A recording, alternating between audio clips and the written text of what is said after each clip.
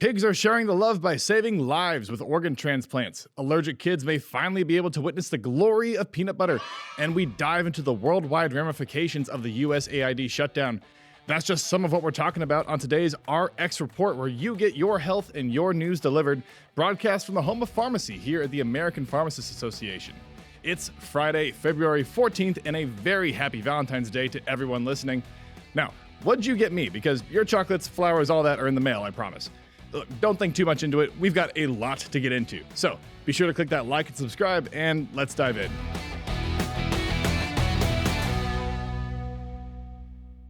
On this Valentine's Day, do you ever think about that bad ex who you called a total pig? Well, you might need to rethink that insult because it turns out pigs are awesome. On top of being super smart and super delicious, did you know that they also are officially super saving lives? Pigs are sharing the love, as for the fourth time now, a pig organ has been transplanted into a human recipient, addressing the increasingly critical shortage of available donor organs for those in need. The recipient was a 66-year-old man who was suffering from kidney failure and underwent this transplant in January of this year. He had been going through dialysis treatments but quickly suffered a heart attack soon after starting them. The hours-long treatments that he went through multiple times a week often left him feeling fatigued and nauseous, and eventually wore him down so much that by the time he was discussing this transplant with his doctors, he was actually forced to be relying on a wheelchair to get around. So, how does this work?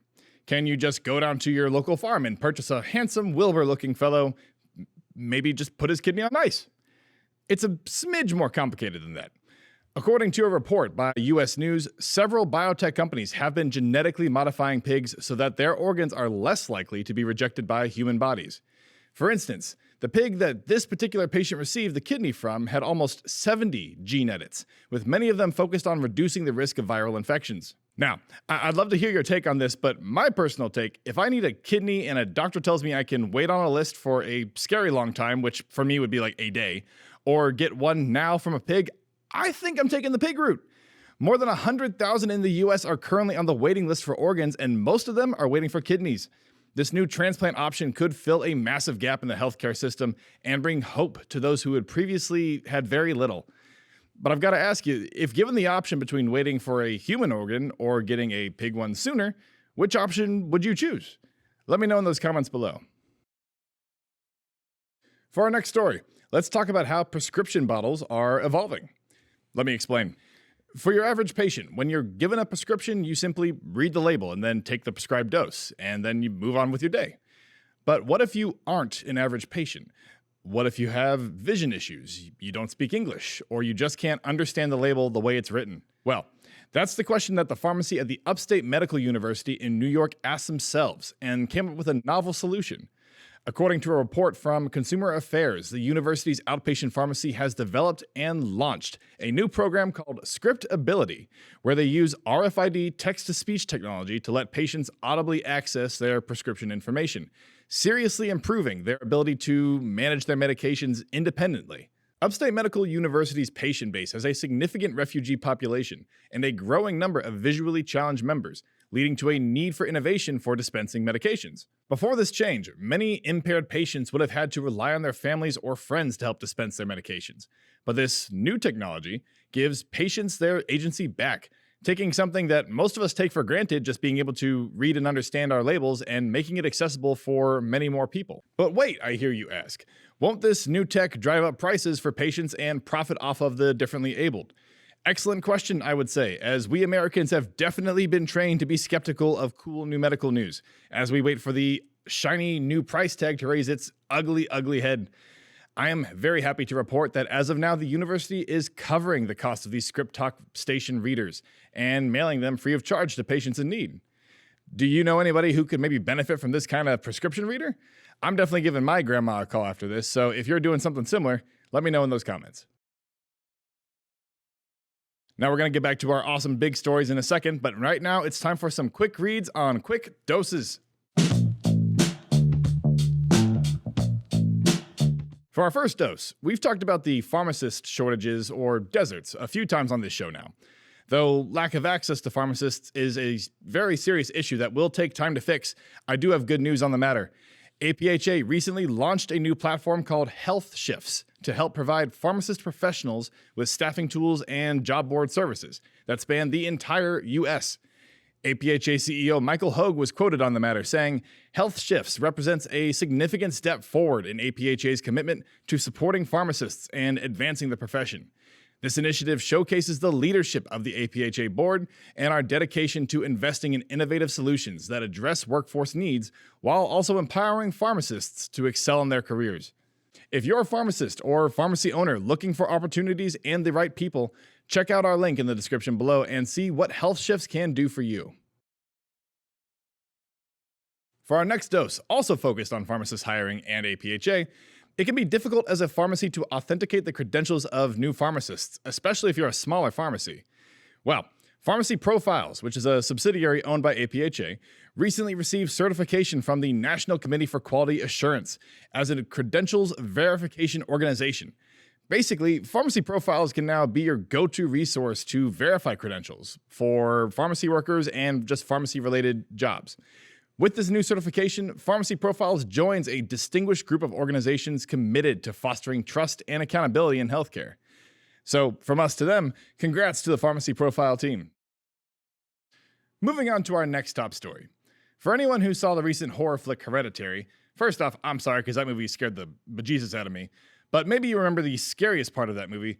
I'm not talking about the possession or the old lady cults or the crazy mom energy played to perfection by Queen Toni Collette. No. The scariest thing was seeing the peanut allergic daughter, who we definitely thought was going to become possessed, take a confident bite of super nutty cake. Yes, that is for sure the scariest part. Don't at me. Jokes aside, peanut allergies are no joke for parents across the country. Between 1% to 2% of the kids and adults have a peanut allergy, which I know doesn't sound like much, but when you consider that the population of the US is roughly 350 million, that couple of percent adds up to a lot of people very quickly. To that 1% to 2%, I have good news. Peanuts have long been a frustrating and sometimes scary allergy for families. Tonight, researchers sharing information that suggests a new way of dealing with them. For kids with a milder form of the allergy, it's recently been discovered that they may be able to actually overcome it by steadily increasing an intake of store-bought peanut butter. It's like that part in The Princess Bride where Wesley drinks the poison and inconceivably doesn't die until he explains how he'd been drinking the stuff in small amounts over time to acclimate to it. The kids in this study were actually introduced to 1/8 of a teaspoon a day, which was then gradually increased over 8 weeks. Once the kids reached a half teaspoon without issue, they were allowed to sub in other foods with similar amounts of peanut protein. Once they were able to eat all the way up to a tablespoon, they no longer had to eat peanut butter every day, but instead did a larger amount of peanut butter in longer apart increments. Then, to make sure that the tolerance stuck, the kids were told to refrain from eating any peanut butter for 8 weeks, after which they were given 3 tablespoons of the stuff after those 8 weeks were concluded, where 26 out of 30 of them passed the clinical trial. Now, while the children in this test did experience reactions during the trial, they were never so severe to require an epinephrine shot. However, I want to be very clear. This is not me saying to go take your peanut allergic kid and start your own personal peanut adaptation clinic. Zoom in here and listen close. Don't you internet nerds take me out of context. My name is Manuel, and you should not feed your peanut allergic kid any peanut butter by yourself. You should, however, talk to their allergist about potential options and see if they could one day witness the glory of a frozen Reese's cup on a very hot day. Or really just any day, let's be honest. Recently, the Trump administration effectively dismantled the USAID, putting the remaining staff on administrative leave. Now, you can find stories about this instance and the politics behind it or Elon Musk's involvement everywhere, but this issue is still far from over as it navigates its way through the courts. So instead of the politics, I wanted to instead focus on the health effects USAID had on the world and what the removal of that agency will mean moving forward. USAID provided HIV treatment for 20 million across the globe, delivered malaria treatment and prevention measures, and led mine-clearing efforts in places like Cambodia and Vietnam, where active, unexploded World War II mines are still present. USAID was critical in providing conservation efforts to the Brazilian Amazon and humanitarian aid to almost 3 million Venezuelans. The USAID also had a large initiative in Brazil focused on improving indigenous people's livelihoods. In Sudan, where a civil war has devastated the area, USAID provided aid to combat cholera, malaria, and measles for over 600,000 Sudanese. Now, I know that sounds like a lot, but I've barely scratched the surface. I haven't mentioned their water security efforts in Jordan and Kenya, aid for vulnerable women in Afghanistan, funding for heating and schools in war-torn Ukraine, and aid efforts in Colombia. Overall, according to U.S. officials, the U.S. funded around 47% of humanitarian aid through USAID. USAID was allocated close to $38 billion at the most recent count, and that was an extremely cost-effective way for America to garner goodwill from the international community. But for now, it's gone, with replacement programs most likely coming from countries like China and Russia. 47% of the world's humanitarian efforts suddenly disappearing will cause a massive amount of ramifications that we can only guess at. The Trump administration has said that it issued funding waivers for all programs involving life-saving humanitarian aid and food assistance. But a USAID employee told CNN that, quote, "The waiver is 100% meaningless to us. We're not processing any of these payments, so the waiver itself is largely meaningless if you can't get paid." Now, oversight of federal spending is important, but if we look at it empathetically, it makes sense to help those in need when we have the ability. Looking at it from a cost perspective, the money spent on humanitarian efforts has paid off dividends and gaining allies in dozens of countries across the world like Myanmar and Haiti. Now, look, I don't want to go all Mr. Rogers about it, but people look for the helpers, and America can help. So we should.